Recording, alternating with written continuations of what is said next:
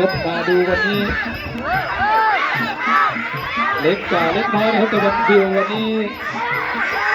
แต่ว่าดูแล้วเล็กตัวเล็กเป็นใจใหญ่หรือเปล่าก็โดนเดินเข้าแบบนี้คู่ต่อไป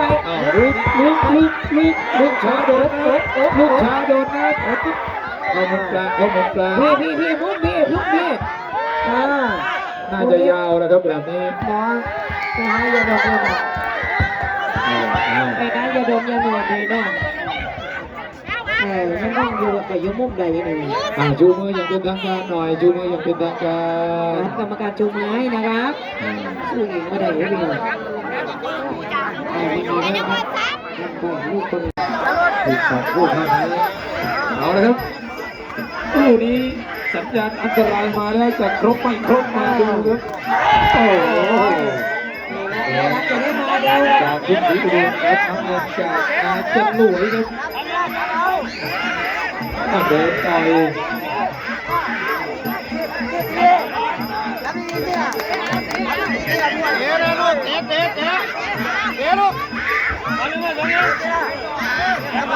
โอ้โหว่าแล้วจะไม่ครบจริงเห็นบ่ซาเห็นบ่สองเป่าเลยตัวเขาเนี่ยโม่เลยยากกว่าอากาศ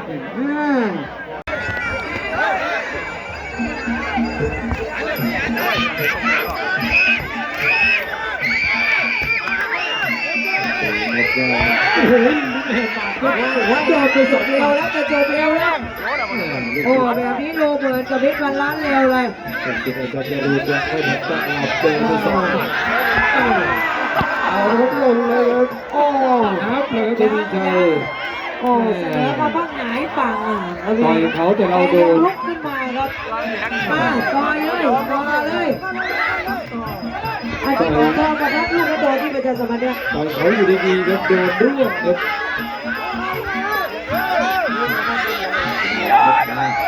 เวลายังมีครับยังตอนนี้เยอะเลยโอกาสที่จะพลิกเกมจะมีตลอดครับโดนต่อยจับเลยครับแต่ต่อยวงว่างครับโดนเสียงง่ายๆครับนี่ครับต่อยยับเอาเลยครับ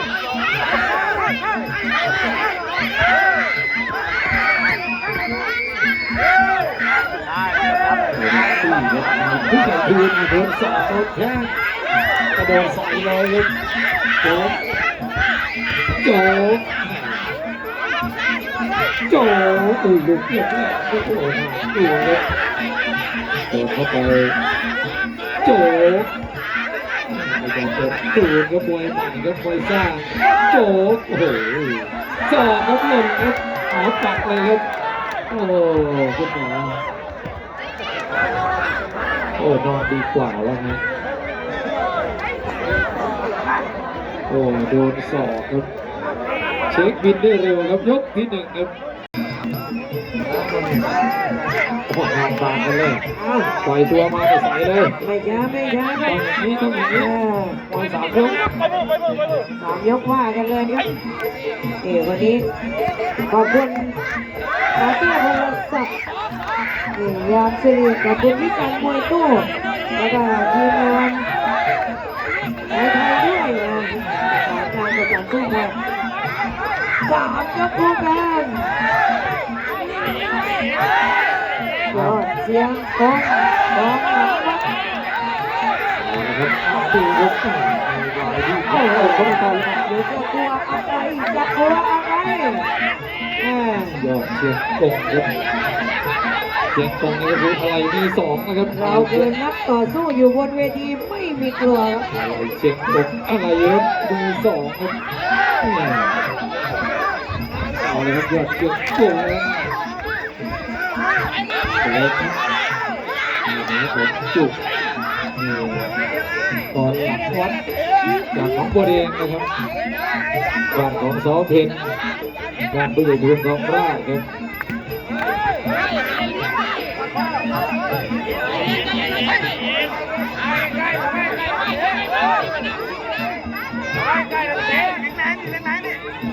ดูสิหนึ่งนะ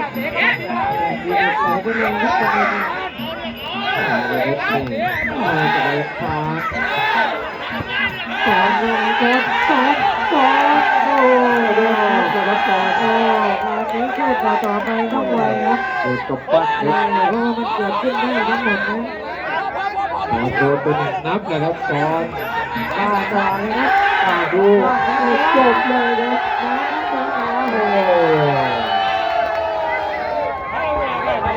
จะหยุดไปเลยก็ไม่หยุดต้องไปเอาอีกมัดเลย เขาโดนตรงนั้นต่อสู้บอกเลยที่มันต่อสู้ นี่ ต้องสู้กันที่ตรงนี้ ยอดเชียงกงเชียงกงไหนครับคู่นี้ แดงโดนเปลี่ยนเป็นพวกมาเชียนนะครับพี่น้องนายเฉลยคนนี้กำลังมีระเบียบสุดแล้วลูกหลานเจ้าเสียงใส่กันเลยทั้ง3 ยกครับ2,000คู่สุดท้ายก็เตรียมเลยครับสุดหล่อกับโชกุนครับเดี๋ยวช้าพรุ่งนี้ก็ไปต่อกันที่ไหว้ไฟตะการเนี่ยพี่น้องเดินสายบอกกัน โอ้ยโชคศิลา เฮ้ยอ้าว จบเลยครับ โอ้ จบเร็วครับฝาเพ่งโชคศิลา โอ้ย สำหรับไม่เจ้าไอ้เพ่ง ว้าย เคยมา ผู้ดีเป็นอีกทางเล็กสุดคนเดียวกับนักเตะขาวของสายวัดดี3 ยกครับอะไรกันให้เต็มที่รางวัลพิเศษเดิมพันไม่มีแต่บนเวทีนี่ก็ต้องโชว์ฝีมือนะ4 นะเดี๋ยวว่าเป็นชายเตะเป็นเตะยังแล้วนะเอาแล้วเสียเขาแต่ยอมใหญ่แล้วต้องสั่งนะโอ้ไหวไม่ไหว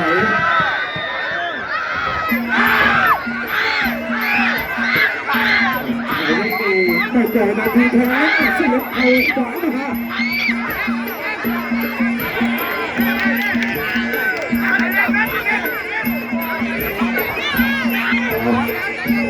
ามาเล็กโอ้จันฉายประชามาตีไผ่ขวาสับด้วยศอกขวาสวนที่ไม่ได้จันฉายแค่ไม่โดน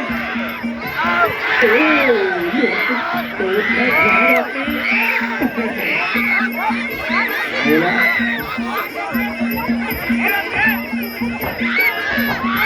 โอ้ยฉายไม่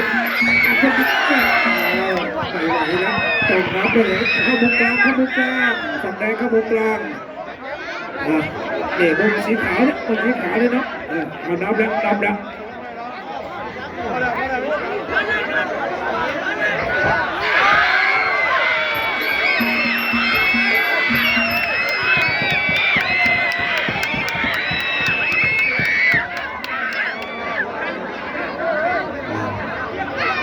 ช่วยดูไปทางฝั่งแดง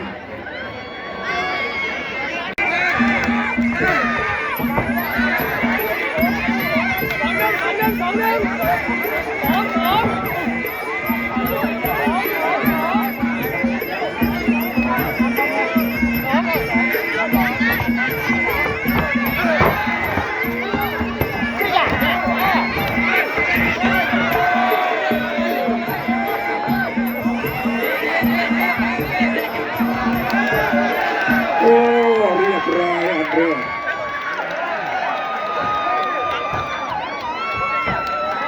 รางวัลนักเร็วไปรับที่ช่อง7 สี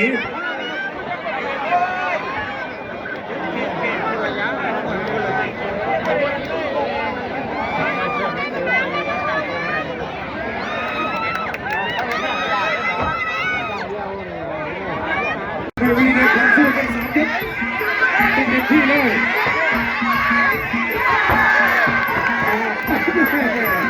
ยังเล่นเท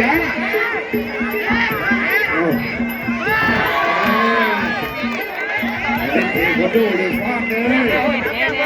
คนละแข้งขวาจากซ้ายขวาไปซ้ายมา สุดตัวเบียร์โอ้จบเลยจบเลยจบเลยจบเลยเรียบร้อยครับชนะน้องไปในโลกติดเกมเรื่องแล้วครับติดเกม